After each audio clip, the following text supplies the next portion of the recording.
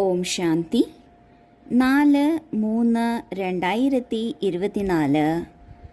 ഇന്നത്തെ മുരളിയുടെ main points. മധുരമായ കുട്ടികളെ, നിങ്ങൾ റോയൽ കുലത്തിലെ റോയൽ വിദ്യാർത്ഥികളാണ്. നിങ്ങളുടെ ചലനം വളരെ റോയലായിരിക്കണം. അപ്പോൾ മാത്രമേ ബാബയെ പ്രത്യക്ഷപ്പെടുത്താൻ സാധിക്കുള്ളൂ. നാം ഓരോരുത്തരും റോയൽ കുലത്തിലേതാണ്. ഏതാണ് ആ കുലം? ഈശ്വരീയ കുലമാണ്. സത്യയുഗത്തിൽ ദൈവിക കുലമായിരിക്കും, കലിയുഗത്തിൽ ആസുരീയ കുലമാണ്.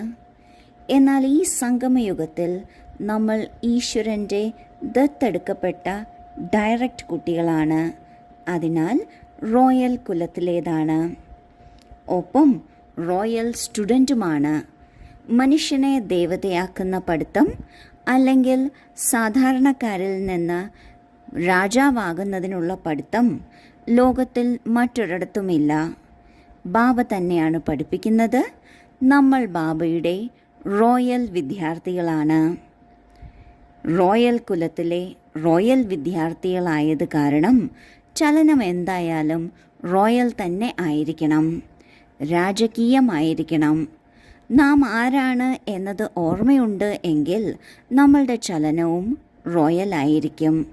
എന്നാൽ മാത്രമേ ലോകത്ത് ബാബയെ പ്രത്യക്ഷമാക്കാൻ സാധിക്കുള്ളൂ. ചോദ്യം: വിനാശ സമയത്തെ അന്തിമ പേപ്പറിൽ ആർക്ക് പാസ്സാകാൻ സാധിക്കും?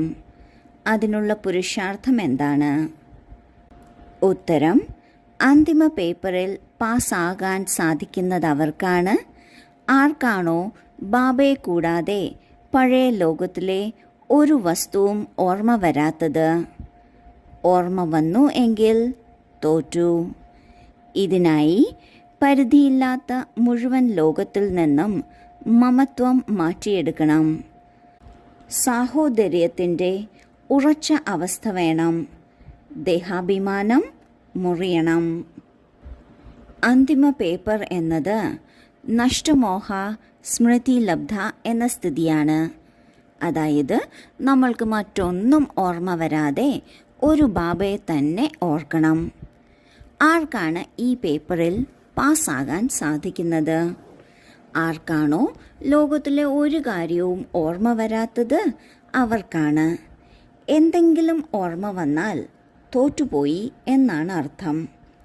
ഇപ്രകാരം അന്തിമ സമയത്ത് ഒരു വസ്തുവോ കാര്യമോ വ്യക്തിയോ ഓർമ്മ വരാതിരിക്കുന്നതിന് ബാബ പറയുന്നു, ആദ്യത്തേത് മമത്വം മാറ്റിയെടുക്കണം. വ്യക്തികളാകട്ടെ, കാര്യങ്ങളാകട്ടെ, വസ്തുക്കളാകട്ടെ, പദാർത്ഥങ്ങളാകട്ടെ, അവയിൽ ഒരിക്കലും എൻ്റേത് എന്ന സ്റ്റിക്കർ നാം ഒട്ടിക്കരുത്. ഒന്നും നമ്മുടേതല്ല, എല്ലാം ബാബയുടേതാണ്. നാം ആത്മാവ് ഒറ്റയ്ക്കാണ് വന്നത്, ഒറ്റയ്ക്ക് തന്നെയാണ് തിരിച്ചു പോകേണ്ടത്. അതിനാൽ ഒരാളെയും ഒരു വസ്തുവിനെയും എൻ്റേത് എന്ന് മനസ്സിലാക്കരുത്. എല്ലാം ബാബയുടേതാണ്. നാം ഒറ്റയ്ക്കാണ് വന്നത്, ഒറ്റയ്ക്ക് തന്നെയാണ് തിരിച്ചു പോകേണ്ടത്. രണ്ടാമത്തെ കാര്യം, നമ്മൾ ആത്മാക്കൾ പരസ്പരം സഹോദരങ്ങളാണ്. സഹോദരീ സഹോദരനുമല്ല, സഹോദരങ്ങൾ മാത്രമാണ് എന്നത് ഉറപ്പായിരിക്കണം. അതിനായി ശരീരബോധത്തെ മാറ്റിയെടുക്കണം. ആത്മാവിൽ സ്ത്രീ പുരുഷ ഭേദമില്ല, ശരീരത്തിലാണ് ഈ ഭേദമുള്ളത്. ശരീരത്തിൻ്റെ ആധാരത്തിൽ ചിന്തിക്കരുത്, ആത്മാവിൻ്റെ ആധാരത്തിലാണ് ചിന്തിക്കേണ്ടത്. ഇവ ധാരണ ചെയ്യുന്നതിലൂടെ അന്തിമ സമയത്തെ നമ്മുടെ പേപ്പറിൽ പാസ്സാകാൻ സാധിക്കും. ഒരു ബാബയെ മാത്രം ഓർമ്മിക്കാൻ സാധിക്കും. ധാരണയ്ക്കുള്ള മുഖ്യസാരം: 1. അന്തിമ സമയത്ത് പാസ്സാകുന്നതിന് ഈ ശരീരത്തിൽ നിന്നും ലോകത്തിൽ നിന്നും ഉപരാമമായിരിക്കണം. ഒരു വസ്തുവിനോടും ആസക്തി വയ്ക്കരുത്. ബുദ്ധിയിലുണ്ടാകണം, ഇപ്പോൾ നമ്മൾ ട്രാൻസ്ഫർ ആയി കഴിഞ്ഞു. 2. വളരെ ക്ഷമയോടും സ്നേഹത്തോടും എല്ലാവർക്കും 2 പിതാവിൻ്റെ പരിചയം നൽകണം. ജ്ഞാനരത്നങ്ങൾ കൊണ്ട് സഞ്ചി നിറച്ച് ദാനം ചെയ്യണം. മുള്ളുകളെ പുഷ്പമാക്കുന്നതിനുള്ള സേവനം തീർച്ചയായും ചെയ്യണം. ആദ്യത്തെ പോയിന്റിൽ ബാബ പറയുന്നു, ഈ മുഴുവൻ ലോകത്തിൽ നിന്നും ഈ ശരീരത്തിൽ നിന്നും ഉപരാമമാകണം. ഉപരാമം എന്നാൽ ഈ കാര്യങ്ങളിൽ നിന്നെല്ലാം മനസ്സിനെ മാറ്റി ബാബയോടൊപ്പം ഇരിക്കണം. ഒരു വസ്തുവിനോടും ആസക്തി വരരുത്. അതായത് ആ വസ്തു ഇല്ലാതെ ശരിയാവില്ല, ആ വസ്തു ഇല്ലാതെ എനിക്ക് പറ്റില്ല എന്നൊരു സ്ഥിതി ഒരിക്കലും ഒരു കാര്യത്തിലും വരരുത്. ബുദ്ധിയിലുണ്ടാവണം, നമ്മൾ ട്രാൻസ്ഫർ ആയി കഴിഞ്ഞു.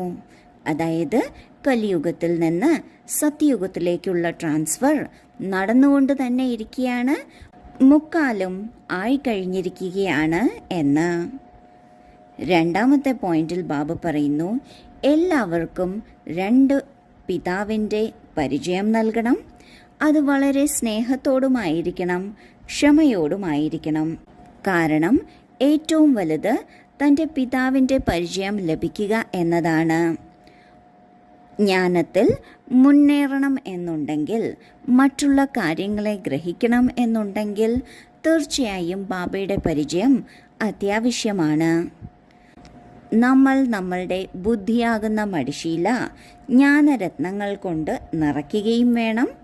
അത് മറ്റുള്ളവർക്ക് ദാനം ചെയ്യുകയും വേണം. തീർച്ചയായും മുള്ളിനെ പുഷ്പമാക്കുന്ന സേവനം ചെയ്യണം. ഇത് ഗുണങ്ങളുടെ ദാനത്തിലൂടെയാണ് സാധിക്കുക. വരദാനം: ബാബയിലും സേവനത്തിലും മഗ്നമായിരിക്കുന്ന നിർവിഘ്നരും നിരന്തര സേവാധാരികളുമായി ഭവിക്കട്ടെ. എവിടെ സേവനത്തിൻ്റെ ഉത്സാഹമുണ്ടോ അവിടെ അനേക കാര്യങ്ങളിൽ നിന്നും സഹജമായി ഒഴിഞ്ഞു പോകാൻ സാധിക്കും. ഒരു ബാബയും സേവനത്തിലും മഗ്നമായിരിക്കൂ എങ്കിൽ നിർവിഘ്നരും നിരന്തര സേവാധാരിയും സഹജമായും മായാജീതരും ആയിത്തീരും. സമയമനുസരിച്ച് സേവനത്തിൻ്റെ രൂപരേഖ മാറിക്കൊണ്ടിരിക്കുകയും ചെയ്യും. ഇനി നിങ്ങൾക്ക് കൂടുതൽ പറയേണ്ടി വരില്ല. എന്നാൽ അവർ സ്വയം പറയും, ഇത് ശ്രേഷ്ഠ കാര്യമാണ്, ഇതിനാൽ നമ്മളെയും സഹയോഗി ആക്കൂ എന്ന്.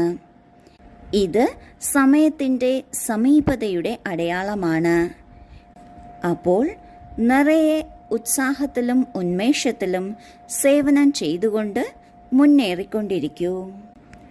നാം എത്രത്തോളം സേവനത്തിലും ബാബയിലും മുഴുകിയിരിക്കുന്നുവോ അത്രയും നിർവിഘ്നരാകും, നിരന്തര സേവാധാരിയായിരിക്കും, സഹജമായി മായയെ ജയിക്കാനും സാധിക്കും.